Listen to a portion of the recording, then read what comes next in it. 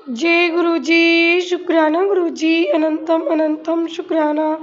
मेरे प्यारे गुरु पाप मेरे महाशिव माँ पार्वती के साथ विराजमान है, गणेश कार्तिक समस्त शिव परिवार के साथ। संगत जी, आज की इसी महापुराण कथा प्रारंभ होने जा रही है और आज का अध्याय बहुत ही महत्वपूर्ण है, बहुत ही खास है। संगत जी, किस अध्याय में आपके लिए शिव बाबा क्या ब्लेसिंग्स देना चाहते हैं, ये आपको पूरा अध्याय सुनने के बाद ही पता चलेगा।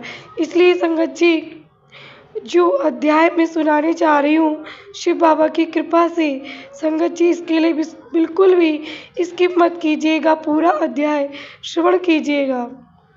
संगत जी, आपके किस प्रश्न का उत्तर आपके लिए मिल जाए, ये तो सिर्फ गुरुपा महाशिव अनंत लीला करने वाले वही जान सकते हैं।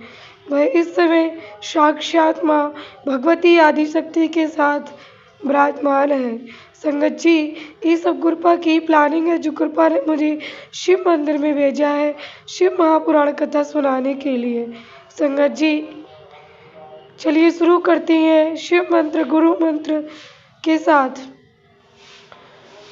ओम कर्पूरी गौरम करुणावतारम संसारी सारम भुजगेन्द्रहारम सदा वसंतम हृदयारविंदे भवं भवानी सहितं नमामि, भवं भवानी सहितं नमामि।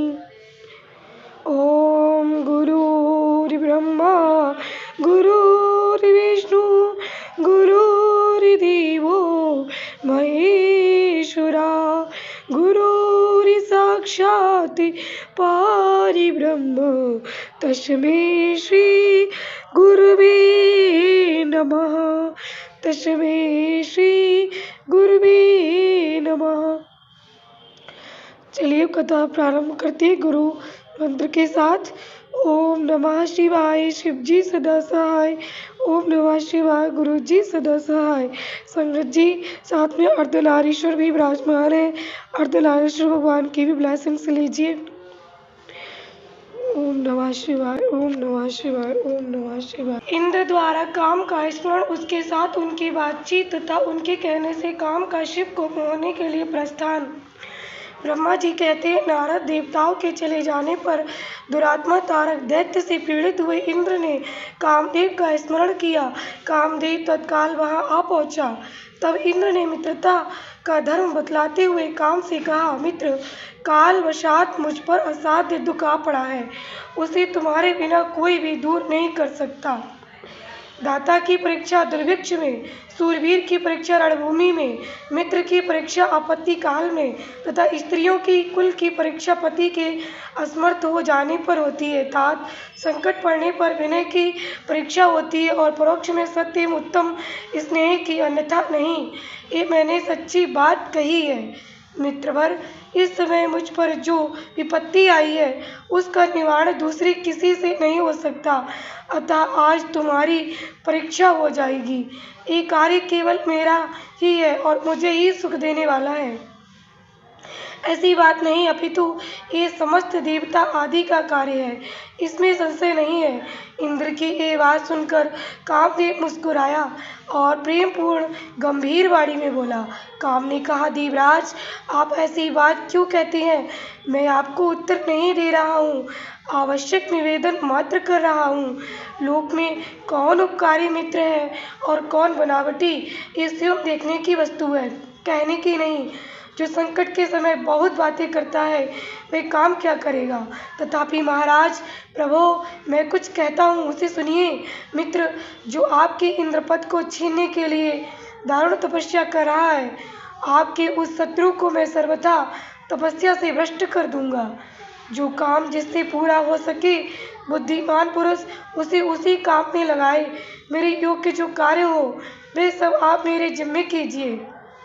ब्रह्मा जी कहते कामदेव का ये कथन सुनकर इंद्र बड़े प्रसन्न हुए। वे कामनियों को सुख देने वाले काम को प्रणाम करके उससे इस प्रकार बोले। इंद्र ने कहा, तात मनोभाव, मैंने अपने मन में जिस कार्य को पूर्ण करने का उद्देश्य रखा है उसे सिद्ध करने में केवल तुम ही समर्थ हो। तुम दूसरी किसी से उस कार्य का होना संभव नहीं है। मित्रवर, मनोभाव, काम जिसके लिए आज तुम्हारे सहयोग की अपेक्षा हुई है उसे ठीक ठीक बता रहा हूँ, सुनो। तारक नाम से प्रसिद्ध जो महान दैत्य है वे ब्रह्मा जी का अद्भुत वर पाकर अजय हो गया है और सभी को दुख दे रहा है। वे सारे संसार को पीड़ा दे रहा है। उसके द्वारा बारंबार धर्म का नाश हुआ है। उससे सब देवता और समस्त ऋषि दुखी हुए हैं। संपूर्ण देवताओं ने पहले उसके साथ अपनी पूरी शक्ति लगाकर युद्ध किया था, परंतु उसके ऊपर सबके अस्त्र शस्त्र निष्फल हो गए। जल के स्वामी वरुण का पास टूट गया। श्री हरि का सुदर्शन चक्र भी वहाँ सफल नहीं हुआ। श्री विष्णु ने उसके कंठ पर चक्र चलाया, किंतु वह भी कुंठित हो गया। ब्रह्मा जी ने महायोगीश्वर भगवान शंभु के वीर से उत्पन्न हुए बालक के हाथ से इस दुरात्मा दैत्य की मृत्यु बताई है। ये कार्य तुम्हें अच्छी तरह और प्रयत्न पूर्वक करना है मित्रवर।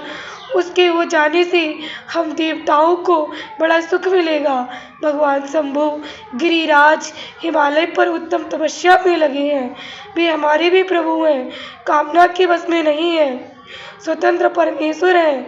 मैंने सुना है कि गिरिराज नंदिनी पार्वती पिता की आज्ञा पाकर अपनी 2 सखियों के साथ उनके समीप रहकर उनकी सेवा में रहती हैं। उनका ये प्रयत्न महादेव जी को पति रूप में प्राप्त करने के लिए ही है, परंतु भगवान शिव अपने मन को संयम नियम से बस में रखते हैं। मार जिस तरह भी उनकी पार्वती में अत्यंत रुचि हो जाए, तुम्हें वैसा ही प्रयत्न करना चाहिए। यही कार्य करके तुम कृतार्थ हो जाओगे और हमारा सारा दुख नष्ट हो जाएगा। इतना ही नहीं, लोक में तुम्हारा स्थायी प्रताप फैल जाएगा। ब्रह्मा जी कहते, नारद, इंद्र के ऐसा कहने पर कामदेव का मुखारविंद प्रसन्नता से खिल उठा। उसने देवराज से प्रेम पूर्वक कहा, मैं इस कार्य को करूँगा, इसमें संशय नहीं है। ऐसा कहकर शिव की माया से मोहित हुए काम ने उस कार्य के लिए स्वीकृति दे दी और शीघ्र ही उसका भार ले लिया। वह अपनी पत्नी रति और बसंत को साथ ले बड़ी प्रसन्नता के साथ उस स्थान पर गया जहाँ साक्षात योगीश्वर से उत्तम तपस्या कर रहे थे। जय गुरु जी, शुक्राना गुरु जी, अनंतम अनंतम शुक्राना। ओम नमः शिवाय। शिव जी सदा सहाय। ओम नमः शिवाय। गुरु जी सदा सहाय। संगत जी, हमारा ये अध्याय यहीं पर समाप्त होता है। अगले अध्याय की प्रतीक्षा कीजिए। आप सभी पर माँ उमा की और पिता महादेव की असीम अनुकंपा, असीम कृपा बनी रहे। आप और आपका परिवार सदस्य सुखी समृद्ध रहे, ऐसी मेरी महाशिव के चरणों में अरदास है। हमारा संगत परिवार सदस्य स्वस्थ, सुखी और खुश रहे। जय गुरु जी। आज आपके सारे संकट, सारे विघ्न दूर हो जाएंगे।